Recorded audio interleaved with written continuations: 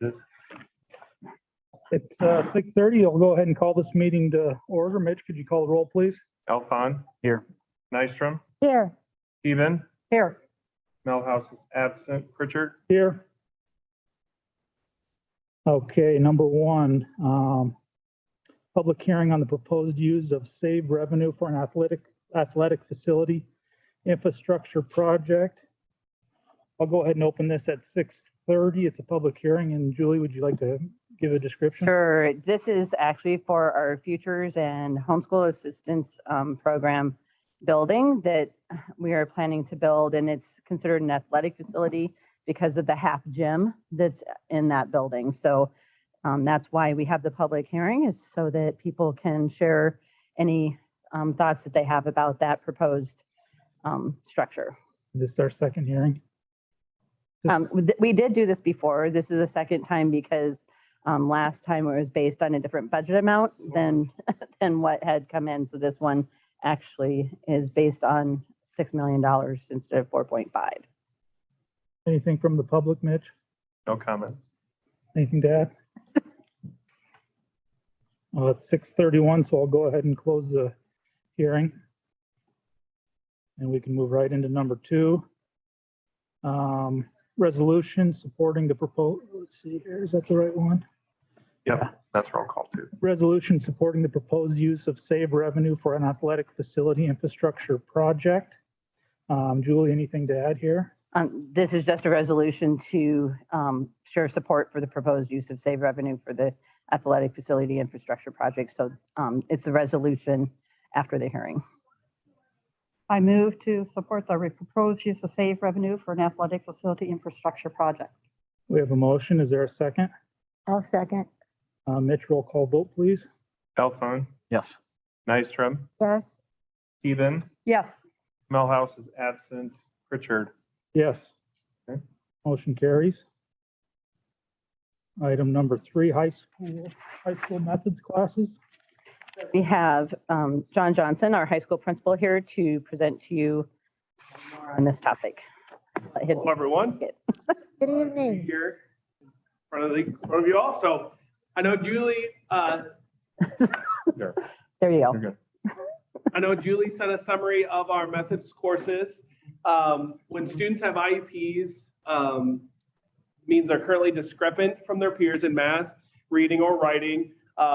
They're offered a methods, or we have them take a methods course. That course currently serves our English and math courses, pulling review activities, reteach.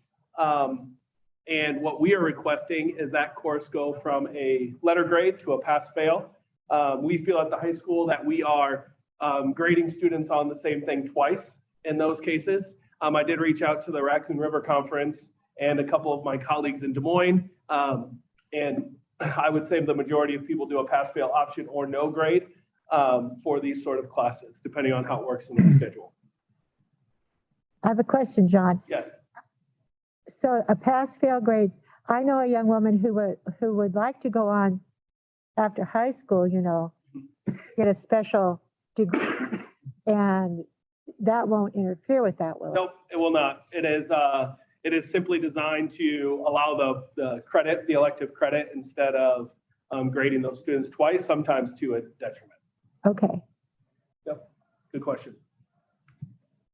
Any other questions? Thank you. Thank you. This requires a motion. Yep. I move that we allow the methods courses to be on a pass-fail basis. Been moved. Do I have a second? Second. The motion and second. All those in favor? Aye. Aye. Opposed? Motion carries.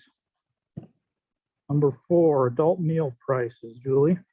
Yes, the USDA is requiring us to move our adult meal prices to $3.95 starting this month. So I believe we're at $3.80. 375, I I believe, or 385. Okay, I thought it was $3.85, but I'm not sure where we are currently. But it's a requirement from USDA to move our adult prices to $3.95. So that's why that's on the agenda. And so I just recommend approval of moving the adult lunch price to $3.95. Student lunches and breakfast will still be free this year. So this only affects our adults. Hearing Julie's description. Any questions? If none, I'd entertain a motion. I'd move to approve the adult meal price to $3.95 as posted. Have a motion. Do I have a second? Second. Have a motion and a second. Any further questions? All those in favor, aye. Aye. Opposed? Motion carries. Okay, number 5, COVID-19 vaccination testing policies. Okay, so as a school system, we are qualified for the vaccination mandate that OSHA has put out for employers that have more than 100 employees. And so the board policies that you have in front of you are board policies that were drafted by our legal counsel and Iowa Association of School Boards. I will point out that some of the dates, you might wonder about the dates, is because that's the language in the OSHA mandate, and they have not changed the dates in the OSHA mandate itself.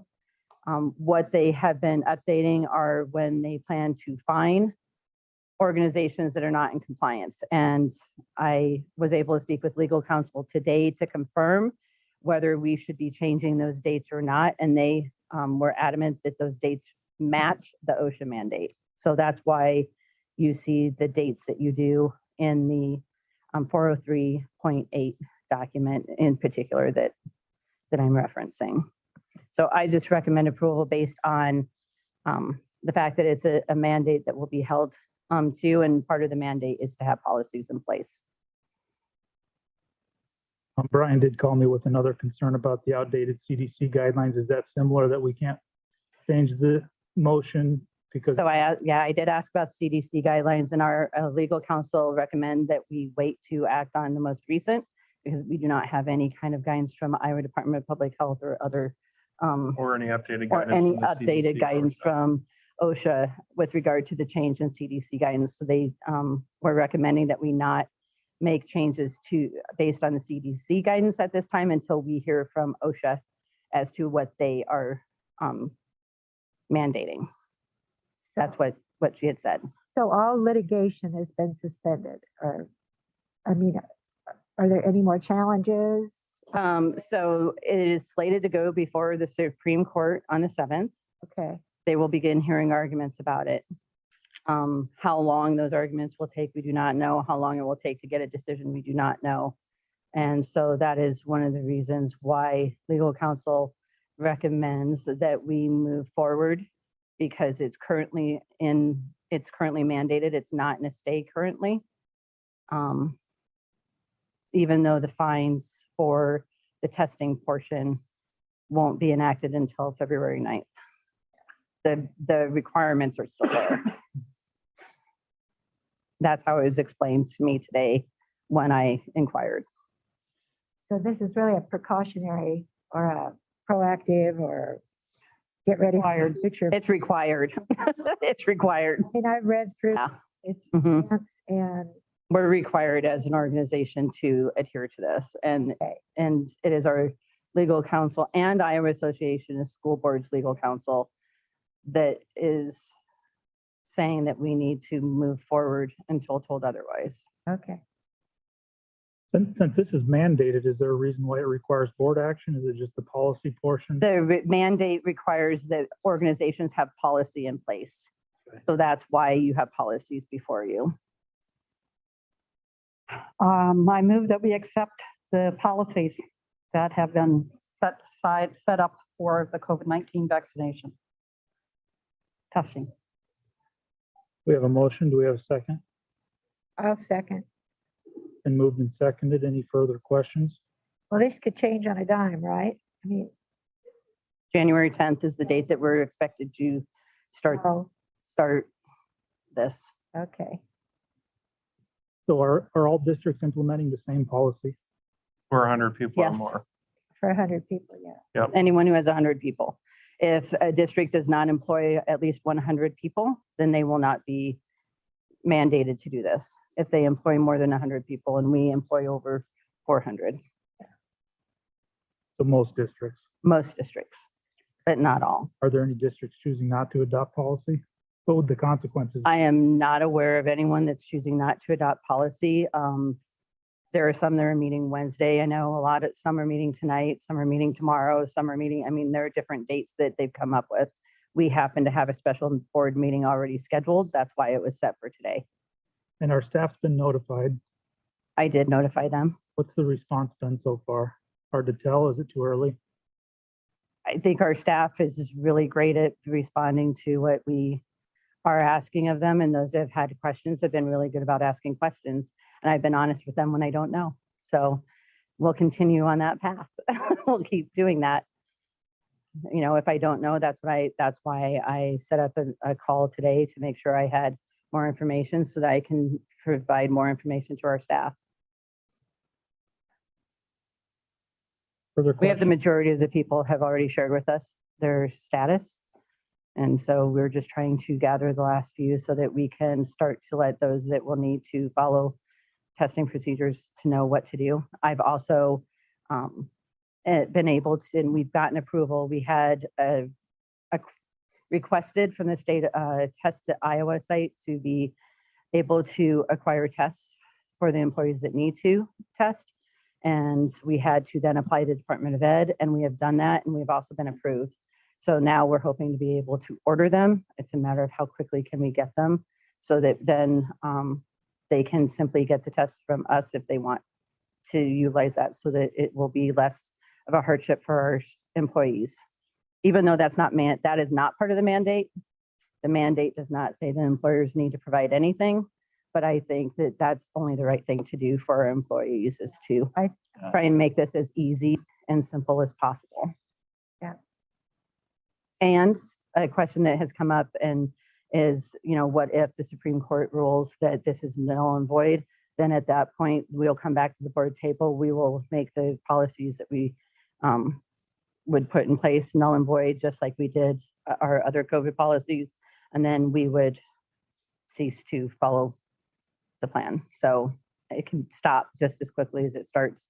We have quite a We we have quite a few scheduled Oh, meetings we this do. month that we could, do have quite a few scheduled meetings this month. some of those. We do. And if We have one next Monday, in fact. So yes, removing a policy doesn't require two, it does not. it's just if you amend a policy.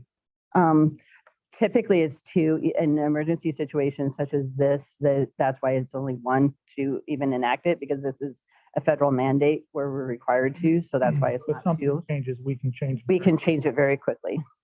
Yes. So I want to point that out too. That the only reason we're moving forward with this is because we're mandated to do so. This was not a district decision. Any other further questions or discussion? We have a motion and a second. Mitch, do you want roll call or a voice vote? If you want to. We'll call the roll, please. Alphon, Yes. Nystrom, Yes. Stephen, Yes. Malhouse is gone. Pritchard, Yes. Motion carries. I think we're on to the last item. Do I have a motion to adjourn? So moved. A second? Second. All those in favor? Aye. Meeting's adjourned.